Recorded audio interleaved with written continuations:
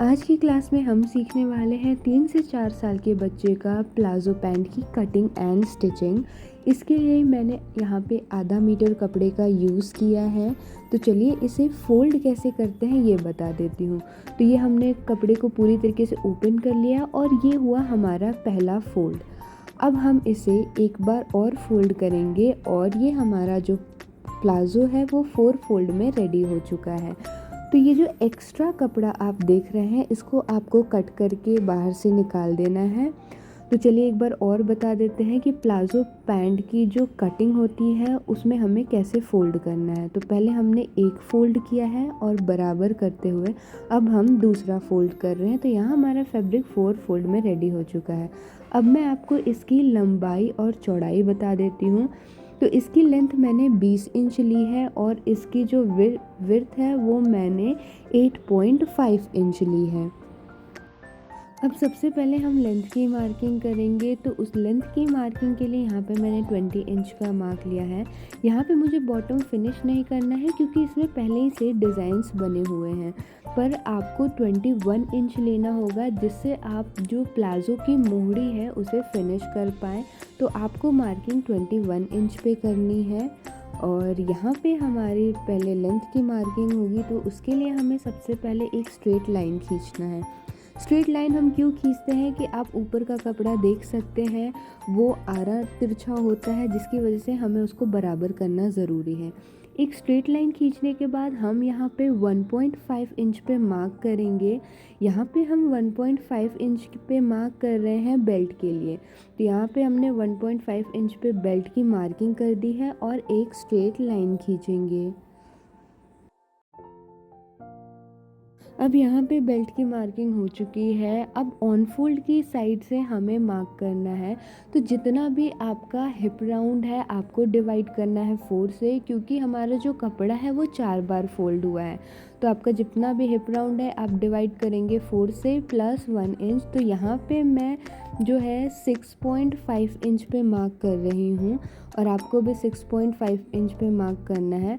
अब हम मार्क करेंगे क्रोच लाइन की। तो आसन के लिए यहाँ पे हम क्रोच लाइन की मार्क कर रहे हैं। तो यहाँ पे हम मार्क कर रहे हैं 6.25 इंच पे हम क्रोच लाइन की मार्क कर रहे हैं और यहाँ पे हम आसन बनाने वाले हैं। तो 6.25 इंच पे हमने एक निशान लगाया और एक सीधी लाइन बना देंगे। तो यहाँ पे मैंने क्रोच लाइन की मार्किंग कर दी है। अब हम आसन के लिए मार्क करेंगे। तो यहाँ से हमें 1.5 इंच बाहर की तरफ जाना है। तो अब हम 1.5 इंच बाहर की तरफ जाएंगे।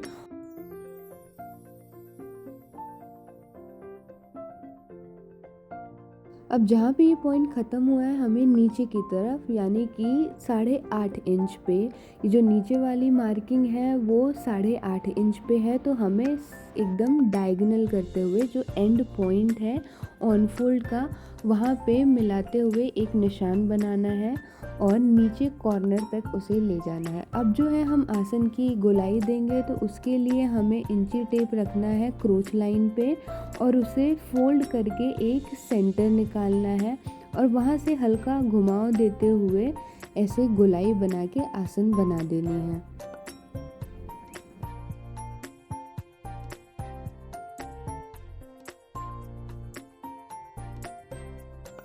तो यहाँ पे हमारी प्लाज़ो की मार्किंग पूरी तरीके से पूरी हो चुकी है। अब हम इसकी कटिंग करेंगे। तो जैसा मैं कट कर रही हूँ आपको भी ठीक वैसे ही कट करना है।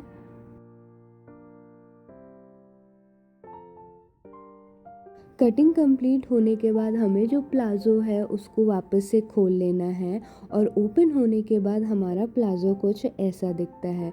तो उसे बराबर करते हुए हम पहले इसे मिला लेंगे और मिलाने के बाद जो है अब हम इसकी सिलाई करेंगे। तो सबसे पहले जो सिलाई है हमें आसन में लगानी है। तो यहाँ पे मैंने आसन में सिलाई लगा दी है और यहाँ पे मैंने पक्की सिलाई लगाई है। आसन की सिलाई के बाद अब हमें बेल्ट फिनिश करना है। तो उसके लिए पहले आप 0.5 इंच मोड़ेंगे और उसके बाद 1 इंच आपको फोल्ड करना है और ऐसे ही आपको पूरे बेल्ट में करना है। तो यहाँ पे मैंने आयरन लगा दिया है। आयरन लगाने की वजह से फिनिशिंग बहुत अच्छी आई है और सिलाई करने में भी ज़्यादा दिक्कत नहीं होगी। तो अब जो बेल्ट की लेंथ है वो 1 इंच है और आप आगे देख सकते हैं और पीछे देख सकते हैं। तो ये फ्रंट और बैक है। अब सिलाई लगाने से पहले जो है हमें यहाँ पे 2 इंच तक का गैप छोड़ना है। यहाँ पे हम 2 इंच का गैप छोड़ेंगे जिससे हमारी इलास्टिक अंदर जा सके। तो यहाँ पे हम पहले 2 इंच का निशान लगा लेते हैं जिससे सिलाई करते वक्त हम ना भूलें। तो यहाँ पे हमने 2 इंच का गैप छोड़ा है और अब हम पूरे में सिलाई लगाएंगे। तो यहाँ पे मैंने पूरे में सिलाई लगा दी है और यहाँ पे 2 इंच का हमने गैप छोड़ा है इलास्टिक के लिए। और अब जो है हम नीचे का इनर सीम को स्टिच करेंगे। तो अब हम अंदर की तरफ जो है हम सिलाई लगाएंगे। तो अंदर की तरफ की सिलाई हमारी लग चुकी है। सिलाई हमारी कंप्लीट हो चुकी है। अब बस बारी है इलास्टिक लगाने की। तो अंदर की भी सिलाई हमने कर दी है। अब बस हम इलास्टिक लगाएंगे पहले। तो आपका जितना भी यहाँ पे आपका राउंड वेस्ट दिख रहा है, वैसे यहाँ तो 22 इंच दिख रहा है क्योंकि अभी इसमें इलास्टिक लगना बाकी है। तो आपका जितना भी राउंड वेस्ट है उसमें आपको माइनस करना है 2 इंच, ठीक है। तो यहाँ पे जो है मैं जो इलास्टिक ले रही हूँ, मैं ले रही हूँ 18 इंच का। आपका जितना भी राउंड वेस्ट है आपको माइनस करना है 2 इंच। और अब यहाँ पे हम जो है इलास्टिक लगाएंगे इसमें। तो यहाँ पे मैंने सेफ्टी पिन की हेल्प से हम इलास्टिक को अंदर कर रहे हैं। और यहाँ पे जो मैंने इलास्टिक की जो साइज़ ली है वो 1 इंच की इलास्टिक ली है।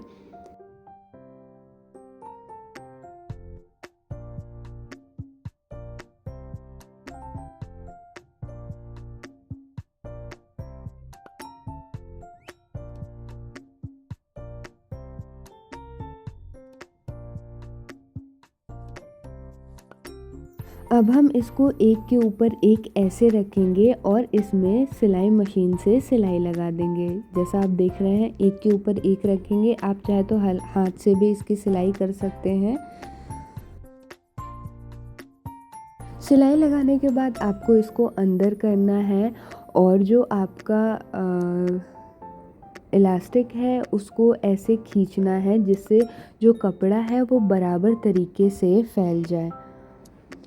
और ऐसे बराबर तरीके से फैलाने के बाद ये जो आपने 2 इंच का गैप छोड़ा है इसमें आपको सिलाई लगानी है। तो अब आप इसकी सिलाई लगा देंगे।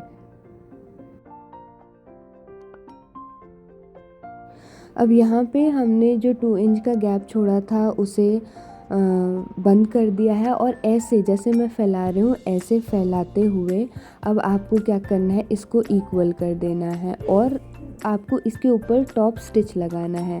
इसके ऊपर ऐसे खींचते हुए ऐसे आप खींचेंगे और इस पर सिलाई मशीन लगा के टॉप स्टिच लगाएंगे जिससे कि जो इलास्टिक है वो इधर उधर ना घूमे। और यहाँ पे हमारा जो प्लाज़ो है वो बन के रेडी हो चुका है।